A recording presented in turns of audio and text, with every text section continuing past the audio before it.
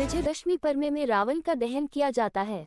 लेकिन मध्य प्रदेश का एक शहर ऐसा भी है जहां रावण को दामाद माना जाता है और वहां रावण की पूजा की जाती है। यहाँ रावण के पैर में लच्छा बांधने से मुरादें भी पूरी होती है। मध्य प्रदेश के मंदसौर में दशहरे पर रावण का वध न करते हुए उसे पूजा जाता है। यहाँ का नामदेव समाज रावण को दामाद मानता है और विजयादशमी के दिन शहर के खानपुराई में सीमेंट से बनी रावण की 41 फीट की प्रतिमा की पूजा करता है। ऐसी किंवदंती है कि रावण की पत्नी मंदोदरी नामदेव समाज की बेटी होकर मंदसौर की रहने वाली थी, जिसके कारण रावण को मंदसौर के दामाद का दर्जा दिया गया। विजयादशमी के दिन नामदेव समाज रावण की प्रतिमा के स्थान पर ढोल धमाके के साथ आता है।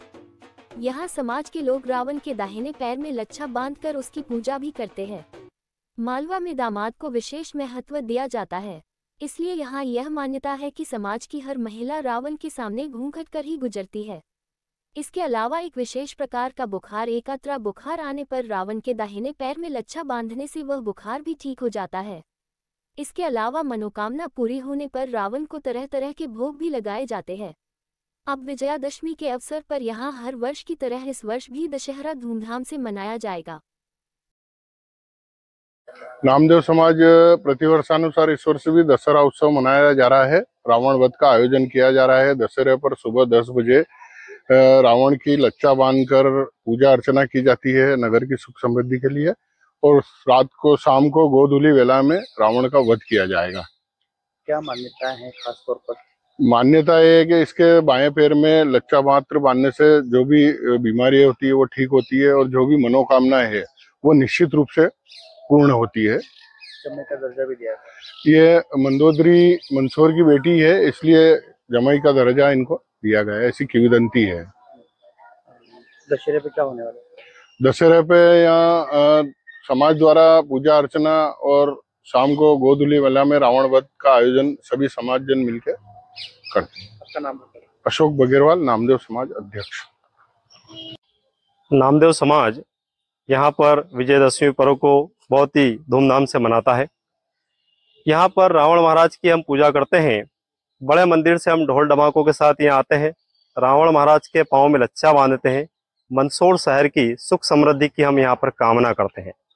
साथ ही रावण महाराज जो है, ऐसी किंवदंती रही है कि मंदोदरी को मंदसौर शहर की बेटी कहा गया है।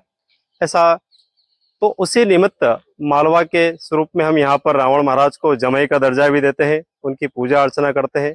माताएं बहनें जब यहाँ से निकलती हैं तो उनका घूंघट लेती है, उनको मान सम्मान देती है। साथ ही आप देख रहे हैं उनके बाएं पैर में लच्छा जो बांधा जाता है, तो उससे एक प्रकार का एकात्रा बुखार होता है, वो दूर हो जाता है, बीमारी दूर होती है। और हम यहाँ पर सवेरे पूजा करते हैं, शाम को रावण का वध कर देते हैं। पूजा इसलिए करते हैं, अच्छाई है तो पूजा होना चाहिए, और यदि किसी प्रकार की व्यक्ति में बुराई आ जाए तो धर्म शास्त्र ये बात कही जाती है कि उसका वध करने के लिए हमको पीछे नहीं हटना चाहिए। इसलिए हम शाम को गोधूली वेला में वध भी करते हैं। 10वां मुख गधे के समान।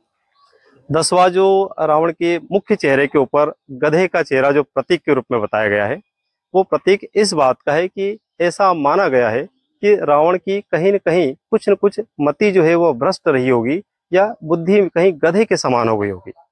उसी को ध्यान में रखते हुए ये प्रतीक के रूप में गधे का चेहरा चिन्ह के रूप में दिखाया गया है। कितने सालों से सब कुछ हो रहा है?